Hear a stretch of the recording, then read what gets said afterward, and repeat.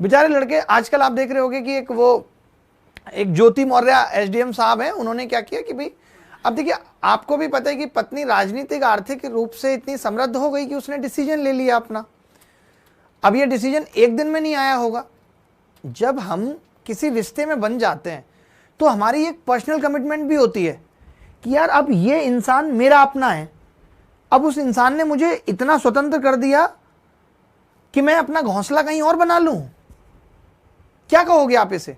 आज लड़के बहुत अलग अलग तरीके के कमेंट कर रहे हैं। लोग कह रहे हैं कि यार पत्नियों को पढ़ाना छोड़ देंगे लोग ऐसे। अरे क्यों?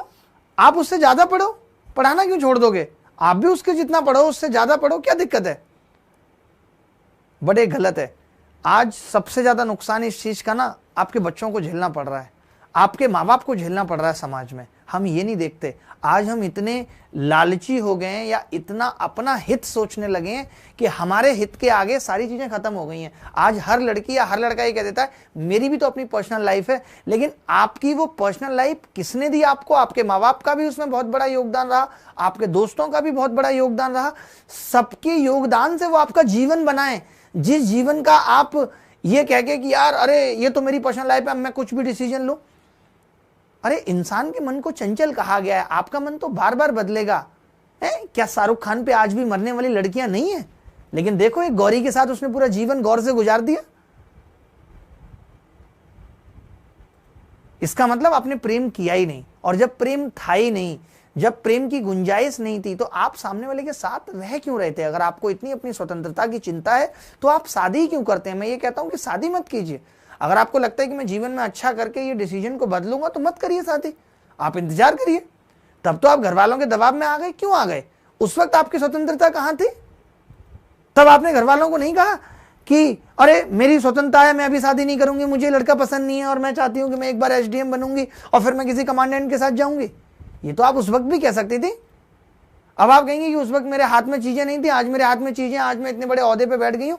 तो ये आप नहीं, आपका ओहदा बोल रहा है। ये गलत डिसीजन है। आपको अगर लगता है कि आपके लायक कोई नहीं है तो मैं कहूंगा कि आप उसी वक्त डिसाइड करिए, क्योंकि किसी भी जिंदगी में आगे जाके, क्योंकि हम यहाँ इतने स्वार्थी हो जाते हैं कि हमें अपने बच्चे नहीं दिखते। उस बच्चे की क्या गलती थी जो एक माँ बाप का प्यार डिजर्व करता था या एक प्यार डिजर्व करती थी वो लड़की, और आप किसी और की हो गई? जिस उम्र में आपकी बेटी को ऐसे सपने देखने चाहिए थे, आप अपने सपने सजाने लगी। इसीलिए एथिक्स डाला गया आईएएस की प्रिपरेशन में। हमारे नैतिक मूल्य जीरो हो गए। कई बार ऐसे ख्याल अगर हमारे दिमाग में भी आते हैं, ऐसा नहीं है कि एक दिन में आप किसी की हो गई होंगी, एक प्रोसेस चला होगा। क्या उस प्रोसेस में कभी आपने नहीं देखा अपने अंदर झांक करके कि आप जो कर रही हैं उससे कितने लोग इफेक्ट होंगे, कितने लोगों के दिल टूटेंगे? आज नहीं कल बदला लेता है ईश्वर, सजा देता है इस चीज की। इसीलिए इससे क्या होता है ना, आप ऐसे मत समझिए। मैं उस लड़के को भी कहूंगा जो भी मनीष दुबे या कुछ है, कि तुमने किसी का आत्मसम्मान पे चोट की है, तुमने उस लड़के की आत्मसम्मान को तोड़ा है। सजा तुम्हें भी मिलेगी, थोड़े दिन में मिलेगी। ऐसा नहीं कि हमेशा वक्त एक जैसा चलता रहेगा, वक्त बदलता है और सबको उसके उसके कर्मों का फल मिलता है। इसलिए जीवन में जो करना है सोच समझ के करिए, और उस लेवल पे करिए कि कल को ये चीज मेरे साथ होगी तो क्या मैं बर्दाश्त कर पाऊंगी या कर पाऊंगा, या मेरे साथ ये चीज होती तो मैं बर्दाश्त कर पाती या कर पाता। नहीं तो फिर आपको भी दूसरे के साथ नहीं करना है। बहुत गलत हुआ है जो भी हुआ है।